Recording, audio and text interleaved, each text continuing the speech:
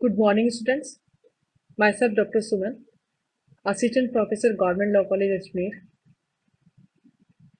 आज हम लोग LLB सेकेंड ईयर विधि द्वितीय वर्ष के paper transfer of property act 1882, संपत्ति अंतरण अधिनियम 1882 की सेक्शन 100 चार्ज धारा 100 भार टॉपिक पर चर्चा करेंगे। भार, जैसा कि आप नाम से ही जान रहे हैं, किसी संपत्ति पे या किसी व्यक्ति पे कोई चार्ज लागू होना। इसे हम एग्जाम्पल के माध्यम से समझ सकते हैं कि जैसे बैंक से जब हम लोग कोई पैसा लोन लेते हैं या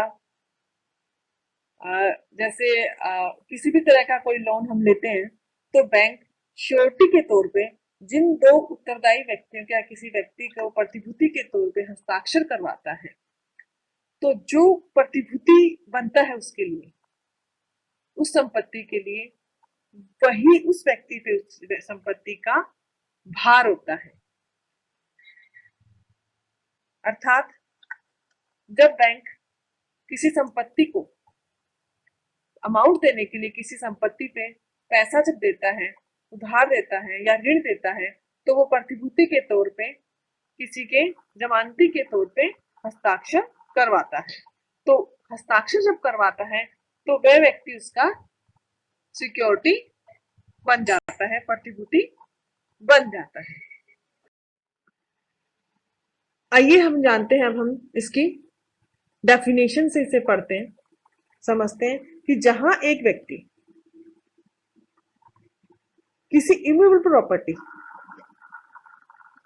किसी व्यक्ति की इमूवेबल प्रॉपर्टी को पार्टीज के कार्य द्वारा, पक्षकारों के कार्य द्वारा या विधि की क्रिया द्वारा किसी दूसरे व्यक्ति को जब धन दिया जाता है, तो उस धन के पेमेंट के लिए जब वो श्योरिटी बन जाता है और यह व्यवहार जो है बंधक मोर्गेज की श्रेणी में अगर नहीं आता है, तो यह कहा जाता है कि उस संपत्ति पे भार है। और इस पर पे सिंपल मॉर्गेज मैंने आप लोगों को पहले पढ़ाया था, तो सिंपल मॉर्गेज के जो प्रोविजंस थे वो उस पर लागू होते हैं। Where immovable property of one person is by act of parties or operation of law made security for the payment of money to another, and the transaction does not amount to a mortgage, the latter person is said to have a charge on the property, and all the provisions herein before contained which apply to a simple mortgage shall, so far as may be applied to such charge।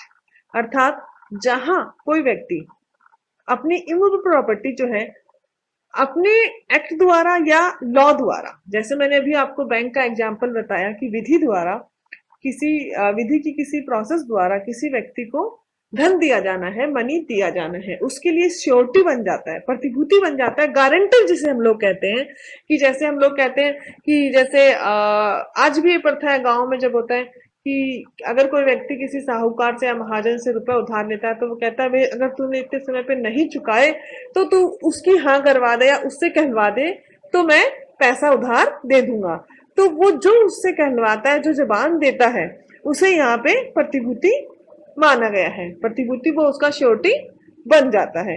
तो उस व्यक्ति पे, उस संपत्ति पे उसका उस पर भार है, ये भार कहलाता है कि उस संपत्ति पर, उस व्यक्ति का उस संपत्ति पर भार है। और चार्ज में, भार में जो है वो सिंपल मॉर्गेज के जो प्रोविजंस है वो सारे प्रोविजंस यहाँ पे लागू होंगे। Nothing in this section applies to the charge of a trustee on the trust. Property for expenses properly incurred in the execution of his trust and save as otherwise expressly provided by any law for the time being in force. No charge shall enforce against any property has been transferred for consideration and without notice of the charge। अर्थात जब trust का execution किया जाता है, न्यास के निष्पादन में जो भी खर्च किए जाते हैं, जो व्यय किए जाते हैं, वो सारे भार जो है ट्रस्टी को मिल जाते हैं उस ट्रस्ट प्रॉपर्टी पे। यहाँ पे चार्ज की जो भी बातें हमने पढ़ी कि वो श्योरिटी के तौर पे उस संपत्ति में प्रतिभूत बन जाता है, तो उसका उस पर उस संपत्ति पे वह भार रहता है। लेकिन ट्रस्ट जब होता है ट्रस्टी में, वो उसको छोड़ करके किसी भी प्रकार का कोई भी भार उस संपत्ति के विरुद्ध एनफोर्स नहीं किया जाएगा। अर्थात हम ये कह सकते हैं कि ट्रस्ट जो है वो सेक्शन 100 चार्ज का एक्सेप्शन है, क्योंकि न्यासधारी का जो न्यास संपत्ति पे जो होता है, वहां स्पष्ट इस सेक्शन 100 में ही लिख दिया गया कि उस पर इस धारा की कोई भी बात लागू नहीं होगी। इसलिए जो ट्रस्ट है, जो ट्रस्टी है, उस पे सेक्शन 100 के प्रोविजंस लागू नहीं होंगे। भार जो है वहां क्या होता है, मनी का पेमेंट किया जाता है, धन का पेमेंट किया जाता है। सारी चीजें मॉर्गेज जैसे होती है, बंधक जैसे होती हैं, जैसे कि किसी भी प्रतिभूति के तौर पे कुछ रख करके हम पैसा देते हैं। मॉर्गेज में हमने यही पढ़ा था बंधक में कि सिक्योरिटी के तौर पे हम कुछ रखते हैं।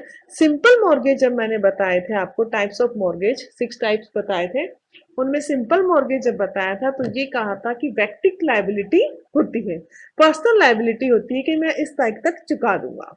अब भार में क्या होता है, इससे एक स्टेप आगे है कि जैसे ही वो व्यक्ति कहता है कि मैं इस तारीख तक चुका दूंगा, जब पैसा उधार लेता है, तो यहाँ जो पैसा उधार दे रहा है, ठीक है, जो दे रहा है वो ये कहता है कि अब अगर नहीं चुकाए तो इसकी गारंटी किसकी, तो गारंटी किसी अन्य व्यक्ति की जो ली जाती है। इसी चीज को यहाँ पे हम, वो व्यक्ति जो है उस संपत्ति पे, उस व्यक्ति का उस संपत्ति पर भार है, ये हम यहाँ पे उसको, उन्होंने इस चीज को भार कहा है। इसलिए कहा है कि ये सिंपल मॉर्गेज के सारे प्रोविजंस इस पे लागू होते हैं, लेकिन मॉर्गेज से भिन्न है, उससे डिफरेंट है। अब बात आती है कि भार जो है वो क्रिएटेड कैसे होता है, चार्ज क्रिएटेड बाय, भार जो है वो लागू कैसे होता है। सबसे पहले तो जैसा आप डेफिनेशन में हमने पढ़ा कि किसी व्यक्ति की कोई भी इमूवेबल प्रॉपर्टी होनी चाहिए, तो charge created by a act of parties and b operation of law, कि पार्टी जो होंगी, पक्षकार जो होंगे, उनके कार्य द्वारा लागू होगा भार, या फिर विधि द्वारा कोई भी प्रोविजंस होंगे उनके द्वारा चार्ज क्रिएटेड किया जाएगा। पक्षकारों द्वारा कब होगा, जैसा हमने सिंपल मॉर्गेज में पढ़ा था कि पक्षकार जो है, जैसे बंधकदार और बंधककर्ता आपस में व्यक्तिगत रूप से अपने आप को आबद्ध करते हैं कि इस दिनांक को वो मनी चुका देंगे। तो पक्षकारों के कार्य द्वारा यहाँ पे इस तरह से कोई व्यक्ति जब अपने आप को किसी धन के समुदाय के लिए किसी भी प्रकार से अपने आप को बाउंड कर लेता है कि मैं इस तारीख को चुका दूंगा, और जब अन्य व्यक्ति उस धन के समुदाय के लिए प्रतिभूति बन जाता है, तो शेष व्यवहार जो है आपका चार्ज कहलाता है।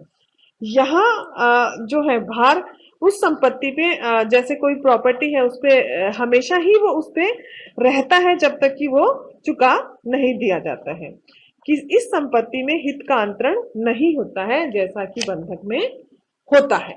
इसलिए मैंने बार बार ये कहा कि चार्ज जो है वो मॉर्गेज से थोड़ा भिन्न है। सिंपल मॉर्गेज जैसे प्रोविजंस इस पे लागू हो रहे हैं, लेकिन या मॉर्गेज में आपने देखा था कि सभी मॉर्गेजेस में, सभी टाइप्स के जो मॉर्गेजेस थे उनमें किसी इंटरेस्ट का या किसी हित का अंतरण कर दिया जाता था। जैसे डिपॉजिट बाय टाइटल लिस्ट में टाइटल दिए जाते थे, हक निक्षेप का निक्षेप किया जाता था। यूजीफिफ्टी मॉर्गेज में जो था भोग बंधक था, उस प्रॉपर्टी को यूज करके या भोग करते हुए उस ऋण से मुक्त हुआ जा रहा था।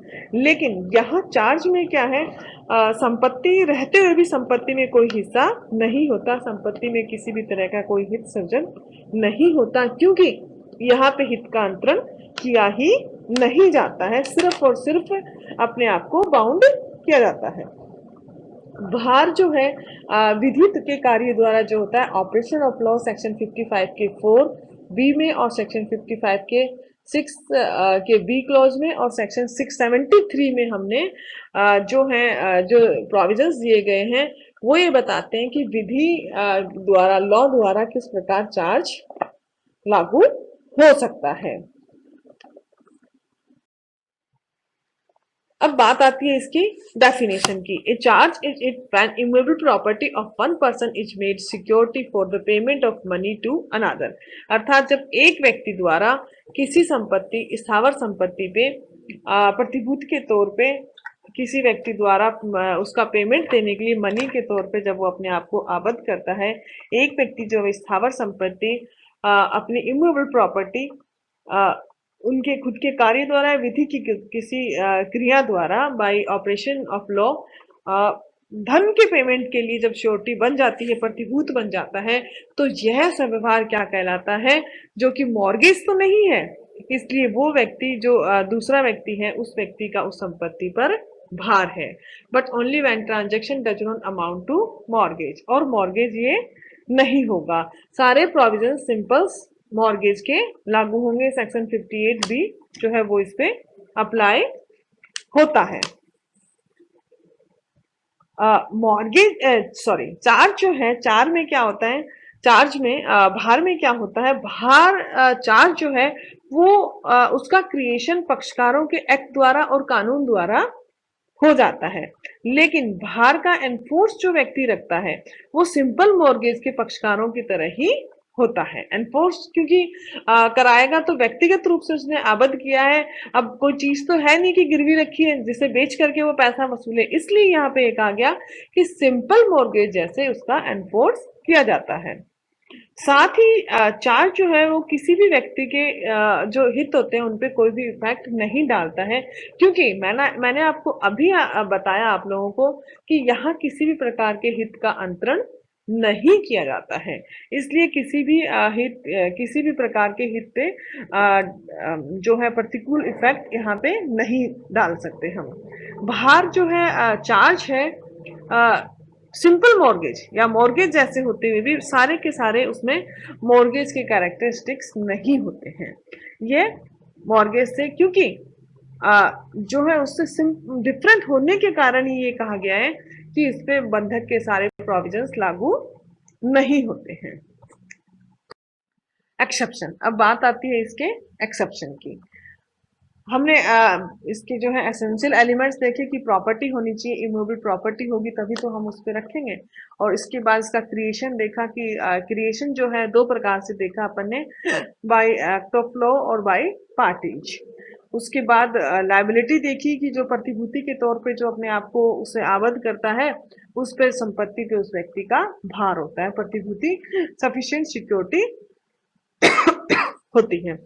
साथ ही जो है मैंने ये आपको बताया कि एक्सेप्शन जो है इसके वो हैं जो इसके डेफिनेशन के सेकंड पार्ट में भी दे रखे थे कि ट्रस्टी जो होता है वो इसका एक्सेप्शन है कि न्यास के निष्पादन में जब उचित रूप से अगर कोई भी खर्चे किए जाते हैं, कोई भी किसी भी तरह के खर्चे अगर जब करेंगे तो जो भार ट्रस्टी का ट्रस्ट संपत्ति पे होता है वहां स्पष्ट रूप से इसके डेफिनेशन क्लॉज में लिख दिया गया, उस पे चार्ज की कोई भी बात सेक्शन 100 लागू नहीं होगा।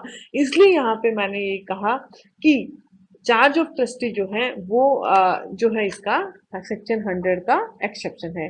न्यासधारियों के भार का जो कंट्रोल है वो ट्रस्ट एक्ट की सेक्शन 32 से होता है, इसलिए सेक्शन 100 अप्लीकेबल नहीं होगा। साथ ही दूसरा जो इसका ये लिखा हुआ bona fide purchaser for value without notice जो है, आपने जब टीपी पढ़ते टाइम बहुत समय या कई सेक्शंस में ये देखा कि जो बोनाफाइड परचेजर होता है, जो विदाउट नोटिस होता है, जिसको की सूचना ही नहीं होती, वो हमेशा इससे लाभ ले लेता है, क्योंकि उसे पता नहीं है, सद्भावना में उसने ऐसा कुछ कार्य किया है, प्रतिभूति जमा अपना प्रतिभूति के तौर पे उसने अपना श्योरिटी जमा कराई है, तो फिर अगर ऐसा कुछ है तो उस पर भी सेक्शन 100 जो है चार्ज जो है वो लागू नहीं होगा। आज हमने चार्ज की डेफिनेशन और एक्सेप्शंस देखे यहाँ पे कि चार्ज, साथ ही ये भी देखा कि चार्ज जो है भार जो है वो मॉर्गेज से किस प्रकार भिन्न है, क्योंकि मैंने बार बार यही बताया कि चार्ज पे जो है सिंपल मॉर्गेज के प्रोविजंस लागू होंगे, बट किस तरह से होगा, तो ये आज हमने यहाँ पे जाना डेफिनेशन और एक्सेप्शंस। कल नेक्स्ट क्लास में जो है हम लोग इसका डिस्टिंग्विश करेंगे भार तथा बंधक में जो डिफरेंस है चार्ज एंड मॉर्गेज में, उसे पढ़ेंगे। साथ ही हम लोग चार्ज एंड लिएन जो है, भार तथा धारणाधिकार जो है, इसको भी पढ़ेंगे। Thank you.